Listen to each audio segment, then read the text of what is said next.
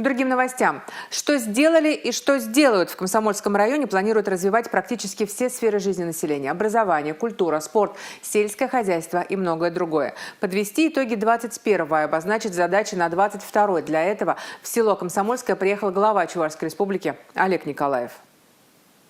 Комсомольский район – лидер по производству картофеля в республике. Рабочими местами и продукцией население обеспечивает местная агрофирма. Недавно здесь построили новое складское помещение и закупили оборудование. Это позволило решить проблему хранения картофеля, которого, к слову, производят более 25 тонн в год. Естественно, будем поддерживать такие проекты, которые создают современные технологии, современные рабочие места. А самое главное, здесь мы выходим с вами на другую добавочную стоимость.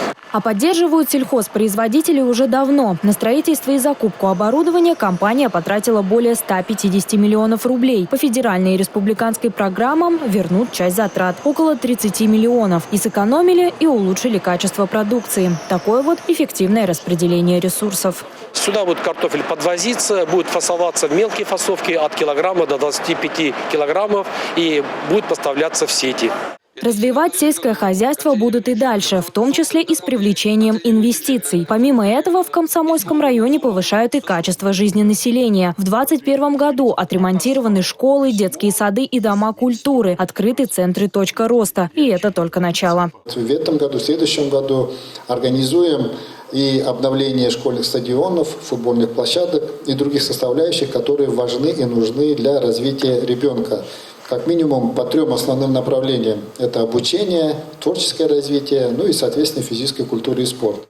Развивать дополнительное образование и творчество в районе с появлением «Точки роста» стало намного эффективнее. Ребята уже занимают призовые места в конкурсах робототехники, изучают новые технологии и даже создают свое телевидение.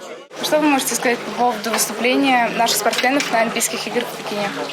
Я восхищен нашими спортсменами, что они проявляли тем, как они проявляли силу духа и выкладывались, несмотря на то, что было беспрецедентное давление.